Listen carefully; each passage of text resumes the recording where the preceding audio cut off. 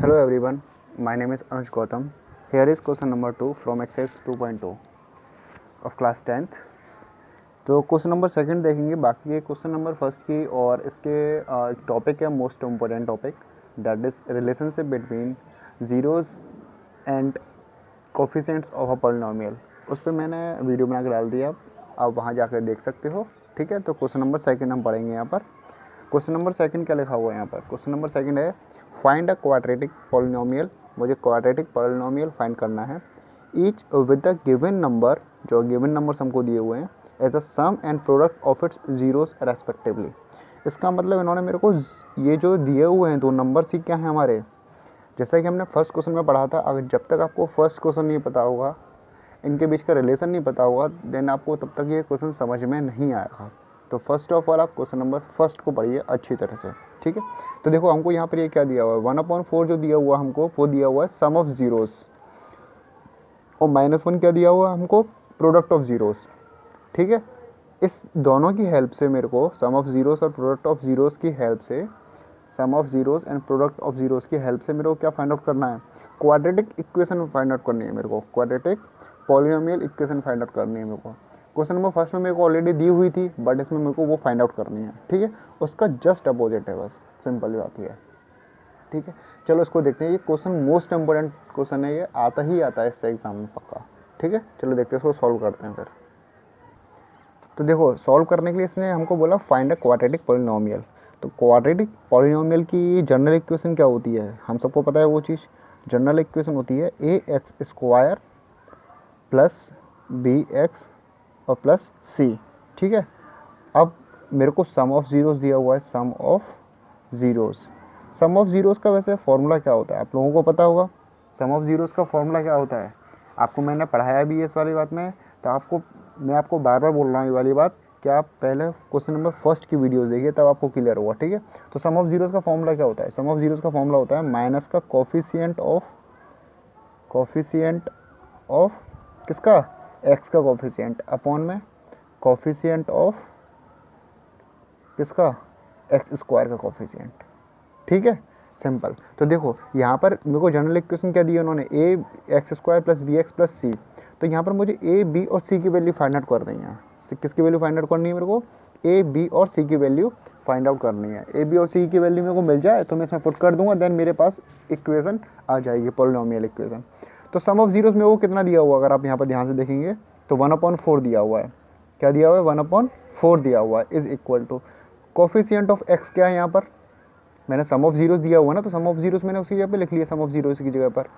और coefficient of x क्या दिया हुआ है यहाँ पर मेरा, अब इक्वेशन में देखूंगा तो मैं b दिया हुआ है माइनस का। ठीक है, माइनस का साइन तो पहले से ही है, और b दिया हुआ है यहाँ पर। और कोफिशिएंट ऑफ x² कितना दिया हुआ है यहाँ पर मेरे को, a दिया हुआ है। दैट्स मीन मैं यहाँ से ये बोल सकता हूँ कि b इज इक्वल टू ये और a is equal to 4। So that's mean minus b is equal to क्या होएगा मेरा, 1 हो जाएगा, और a इज इक्वल टू मेरा क्या हो जाएगा, 4 हो जाएगा। बट मुझे वैल्यू तो b की चाहिए ना, माइनस b की तो चाहिए नहीं। तो इस माइनस को उठाकर मैं इधर ले आऊँगा। अब माइनस को उठा के कैसे ले आते थे, दोनों तरफ माइनस का मल्टीप्लाई कर दो, सिंपल।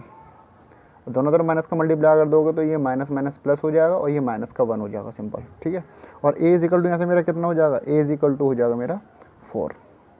ठीक है, a और b की वैल्यू तो आ गई मेरे पास, अब c की वैल्यू तो चाहिए मेरे को। ठीक है, तो c की वैल्यू अब कैसे फाइंड आउट करेंगे हम, c की वैल्यू के लिए हम क्या करेंगे, अब c की वैल्यू के लिए हम जाएंगे प्रोडक्ट ऑफ ज़ीरोज़ पर। किस पर जाएंगे हम, प्रोडक्ट ऑफ ज़ीरोज़ पर। तो हम करेंगे product of zeros is equal to, वो कितना हो जाएगा प्रोडक्ट ऑफ ज़ीरोज़, इसको मैं लाइन खींच लेता हूँ यहाँ पर। ठीक है, तो product of zeros is equal to क्या हो जाता है हमारा, कांस्टेंट टर्म अपॉन में क्या होता है हमारा, coefficient of x², coefficient of, आप स्पेलिंग को मत जाइएगा। ठीक है, मैथ पढ़ा रहा हूँ, इंग्लिश नहीं, हाँ गुस्सा नहीं। ठीक है, ओके, चलो देखो को प्रोडक्ट ऑफ ज़ीरोज़ मेरे को क्या दिया हुआ है यहाँ पर इन्होंने, -1 दिया हुआ है, दैट्स मीन -1 यहाँ पर आ गया मेरा, सिंपल। ठीक है, अब इज इक्वल टू, इसके अपॉन में तो कुछ दिया नहीं ना मेरे को, कोफिशिएंट टर्म यहाँ पर कितने दिया है मेरे को, कॉन्स्टेंट टर्म सॉरी, c दिया हुआ है, अपॉन में कोफिशिएंट ऑफ x² क्या दिया हुआ है, a दिया हुआ है। ये तो फ्रैक्शन में है, बट ये फ्रैक्शन में नहीं है, दैट्स मीन मैं इसके अपॉन में 1 लिख सकता हूँ, कोई प्रॉब्लम तो है नहीं है। बट यहाँ पर मेरी a की वैल्यू क्या आई, 4, और यहाँ पर ए की वैल्यू मेरे इक्वल टू में कितनी आ रही है 1। दैट्स मीन मुझे इसको 4 बनाना होगा। तो 4 बनाने के लिए क्या करना होगा, मेरे को मल्टीप्लाई 4 करना पड़ेगा।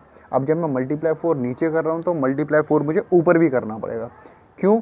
क्योंकि अगर मैं ऊपर नहीं करूँगा तो ये फ्रैक्शन की वैल्यू चेंज हो जाएगी, ठीक है। इसलिए मुझे नीचे 4 चाहिए था, मैंने मल्टीप्लाई 4 नीचे कर दिया, साथ में हम ऊपर भी करेंगे मल्टीप्लाई 4, ठीक है। तो यहाँ से मेरा c upon a is equal to किसके हो जाएगा, -4/4 is equal to c upon a. तो देखो यहाँ से ए की वैल्यू तो 4 आ रही है और सी की वैल्यू कितनी आ रही है यहाँ से हमारी -4 आ रही है। सी की वैल्यू मैंने यहाँ कितनी लिख ली, -4 लिख ली। अब कुछ मत करो, अब बस ए बी और सी की वैल्यू उठा के आप इसमें पुट कर दो बस, और कुछ मत करो, ठीक है। तो देखो ए की वैल्यू कितनी है 4, तो ए की जगह पर 4 आ गया, मल्टीप्लाई x², ठीक है, प्लस की जगह प्लस लिख लिया मैंने, सिंपल प्लस आ रहा है यहाँ पर। अब बी की जगह पे क्या है -1, तो ब्रैकेट में आएगा -1, क्योंकि दो साइन कभी साथ में नहीं आते कॉन्टिन्यूस, ठीक है। तो ब्रैकेट में आएगा -1। अब प्लस सी की वैल्यू कितनी है -4, सिंपल। अब देखो ब्रैकेट ओपन कर दो, प्लस माइनस माइनस और 1 का मल्टीप्लाई x में करोगे कितना आंसर आएगा x, और प्लस माइनस माइनस, आपका ये आंसर आ चुका है यहाँ पर, है ना। कितना इजी क्वेश्चन। आपको बस ये चीज़ क्लियर होनी चाहिए, sum of zeros and product of zeros. अगर आपको ये क्लियर है देन आप इजीली कर सकते हो, ठीक है। सम ऑफ जीरोस मैंने करा क्या, देखो आपको समझ में आ गया होगा। अगर समझ में नहीं आता तो एक बार वीडियो को आप दोबारा देखिएगा स्टार्टिंग से, ठीक है। अब इसका हम क्वेश्चन नंबर 2 देखेंगे। वैसे इसका एक पार्ट और होता है फॉर्मूला से, मेथड से। वो फार्मूला मेथड में आपको समझाऊँ तो उससे बेटर ये है कि आपको इससे समझ में आ गया होगा ईजिली, ठीक है। उसे रहने दीजिए, आप इससे करिए, ठीक है, सिंपल। देखो इसका मैं फार्मूला मेथड भी आपको समझा देता हूँ कि फार्मूला मेथड इसका क्या होता है, ठीक है। इसका एक फार्मूला होता है, सिंपल फार्मूला होता है वो। आप वैसे आपका बेटर ऑप्शन यही है करने का, ठीक है। फार्मूला मेथड में आपको सिर्फ समझा देता हूँ, बट आप उसको करेंगे नहीं, ठीक है। देखो फार्मूला मेथड क्या होता है, बहुत सिंपल होता है। वो होता है सिंपल x² माइनस ब्रैकेट में सम ऑफ जीरोस, ब्रैकेट क्लोज, फिर x बाहर, और फिर प्लस प्रोडक्ट ऑफ ज़ीरोस, ठीक है। सिंपल ये हमारा फॉर्मूला होता है यहाँ पर, ये हमारा फॉर्मूला होता है सिंपल। यहाँ पर आप वैल्यूज़ रख दीजिए, देन आपका आंसर आपको मिल जाएगा सिंपली, ठीक है। देखो अब यहाँ पर क्या हो जाएगा हमारा answer, x² minus sum of zeros मेरे को क्या दिया हुआ था, सम ऑफ जीरोस मेरे को कितना दिया हुआ था 1/4। सम ऑफ जीरोस में कितना लिख दूंगा यहाँ पर 1/4 लिख दूंगा मैं, सिंपल। और x की जगह पर x आ जाएगा, प्लस प्रोडक्ट ऑफ जीरोस कितना दिया हुआ था मेरे को, -1 दिया हुआ था product of zeros. That's mean यहाँ पर क्या लिख दूंगा मैं, -1 लिख दूंगा, ठीक है। तो देखो अब यहाँ पर क्या हो जाएगा, मैं ब्रैकेट ओपन कर लूँगा उसको, 1/4x - 4, सिंपल। ये भी आपका आंसर करेक्ट है। ये बाय फॉर्मूला है, वो बाय मेथड है, सिंपल जो आपका मेथड होता है। आप अप्रोच इसी को करेंगे, आप करेंगे सिर्फ इसी मेथड से एग्जाम में, क्योंकि ये मेथड आपका नहीं रहता सही, ठीक है। मैंने आपको वैसे समझा दिया है बस। और बट ये भी आंसर इक्वल है। आप ये सोच रहे होंगे सर यहाँ पे तो 4x² दिया हुआ है, यहाँ पे x² दिया हुआ है, यहाँ पे x दिया हुआ, सिंपल यहाँ 1/4 दिया हुआ है। अगर यहाँ पर आप 4 से ऊपर मल्टीप्लाई कर देंगे सब में, सिंपली सॉरी -1 आएगा यहाँ पर, ये -1 आएगा ना ये, ठीक है। अगर आप ऊपर सब में 4 से मल्टीप्लाई कर दोगे तो आंसर वही आ जाएगा या नहीं आ जाएगा, क्योंकि 4x², फिर 4 से 4 कट जाएगा तो ये 1 हो जाएगा पूरा, भैया -4 हो जाएगा, सिंपल, ठीक है। आई होप आपको फर्स्ट पार्ट समझ में आया होगा। इसका आप सेकंड पार्ट देखते हैं इसका, ठीक है। अब देखो यहाँ पर क्वेश्चन नंबर 2 है, √2, 1/3। तो √2 यहाँ पर क्या है मेरे को, सम ऑफ जीरोस, और 1/3 प्रोडक्ट ऑफ जीरोस, ठीक है। हम रूट की वैल्यू देख कर घबरा जाते हैं, घबराना नहीं है, बहुत ईजी होता है रूट को सॉल्व करना, बहुत ज़्यादा ईजी। देखो अब कैसे करेंगे। अब यहाँ पर भी देखो मेरे को क्या दिया हुआ, सेम वही मेथड फॉलो होगा इसमें भी, कि हमको इसमें भी क्या दिया हुआ, हमको उसने दिया बोला है कि क्वाड्रेटिक पॉलिनोमियल बोला है, तो इसकी जनरल इक्वेशन हमारी क्या होगी, सेम होगी जनरल इक्वेशन। तो जनरल इक्वेशन इसकी क्या हो जाएगी हमारी, जनरल इक्वेशन हो जाएगी इसकी ax² + bx और प्लस c, ठीक है, सिंपल यही इक्वेशन हो जाएगी हमारी। अब हम यहाँ पे क्या फाइंड आउट करेंगे, सम ऑफ जीरोस। तो सम ऑफ जीरोस हमारा किसके इक्वल होगा, सम ऑफ जीरोस हमारा इक्वल होगा माइनस का b/a के इक्वल होगा, किसके इक्वल होगा, माइनस के b/a के इक्वल होगा। आप वो लिखेंगे यहाँ पर coefficient of x upon coefficient of x² minus का। तो देखो इजिकल टू मेरे को कितना दिया हुआ है, √2 दिया हुआ है, तो इसका मतलब √2/1 हो जाएगा, सिंपल। क्योंकि अपॉन में तो कुछ है नहीं है, तो मैं 1 मान लूँगा, लेट कर सकता हूँ, कोई प्रॉब्लम तो है नहीं है। अब सेकंड आया देखो यहाँ पर हमारा product of zeros, product of zeros. तो प्रोडक्ट ऑफ ज़ीरोज़ की वैल्यू क्या हो जाएगी हमारी, यहाँ से प्रोडक्ट ऑफ ज़ीरोज़ की वैल्यू हो जाएगी सिंपली हमारी C/A डायरेक्ट। आपको वो लिखना पड़ेगा सब कुछ, constant term upon coefficient of x square, ठीक है। आप हर क्वेश्चन लिखेंगे, इससे इम्पैक्ट अच्छा पड़ता है टीचर के ऊपर, कि आप एटलीस्ट फॉर्मूले तो सब लिख रहे हो, ठीक है। तो C/A, तो C/A की वैल्यू में वो कितनी हुई है, 1/3 दी हुई है। अब देखो, अब मैच करो, B की √2, A की 1, C की 1, A की √3। देखो दोनों में कॉमन क्या है, A कॉमन है, दोनों की वैल्यू सेम होनी चाहिए, हमको ये देखना है, दोनों की वैल्यू सेम होनी चाहिए। अगर वैल्यू सेम है ऑलरेडी पहले से, देन कोई प्रॉब्लम नहीं है। अगर सेम नहीं है तो हमको सेम बनानी पड़ेगी। तो देखो सेम करने के लिए तो क्या करना पड़ेगा, या तो यहाँ पर 3 बनाओ या फिर यहाँ पर 1 बनाओ। अगर यहाँ मुझे 1 बनाना पड़ेगा तो 3 से दोनों में डिवाइड देना पड़ेगा, और अगर मुझे यहाँ पे 3 बनाना पड़ेगा तो ऊपर नीचे मेरे को मल्टीप्लाई करना पड़ेगा 3 से।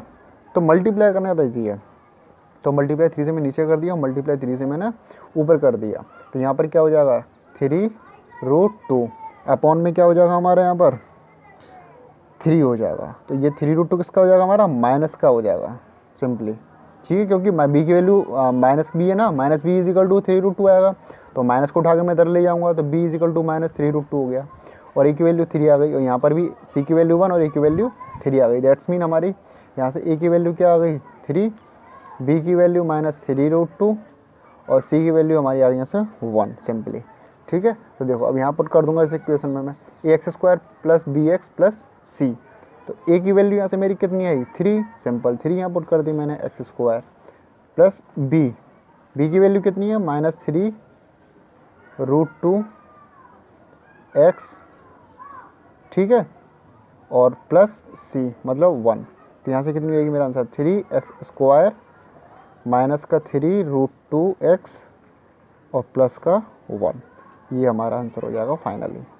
फॉर्मूला मेथड आप मत करिए, आप इसी से करिए, क्योंकि ये बेस्ट मेथड है सॉल्व करने का। बेस्ट मेथड नहीं मतलब इससे इम्पैक्ट अच्छा पड़ता है, क्योंकि वो शॉर्टकट हो जाता है आपका फॉर्मूला मेथड, ठीक है। तो आप इससे करिए, आपको इससे क्वेश्चन नंबर फर्स्ट भी आपको इससे याद रहेगा, एटलीस्ट फॉर्मूले तो आपको याद रहेंगे, ठीक है। सो आपको मैं इसमें सिर्फ और सिर्फ 2 पार्ट करा रहा हूँ, फर्स्ट और सेकेंड पार्ट। बाकी के पार्ट आप खुद सॉल्व करिएगा, क्योंकि बाकी के सब पार्ट फिर इजी हो जाते हैं, ठीक है। अगर आप चाहते हो कि किसी और पार्ट में मुझे वीडियो बनानी चाहिए इस फर्स्ट के, जो आपको समझ में नहीं आ रही हो, तो इन द कमेंट बॉक्स आप मुझे कमेंट कर सकते हो, ठीक है। Okay, thank you so much. I hope आपको वीडियो पसंद आई होगी, आपको समझ में आया होगा अच्छी तरह। और इन द डिस्क्रिप्शन बॉक्स मेरा व्हाट्सअप नंबर दिया हुआ है, वहाँ पर आप जाकर मुझे कॉन्टैक्ट कर सकते हो। मेरा 10th का एक ग्रुप बना हुआ है व्हाट्सएप पे, वहाँ मैं कुछ इंपॉर्टेंट क्वेश्चंस सेंड करता हूँ, ठीक है।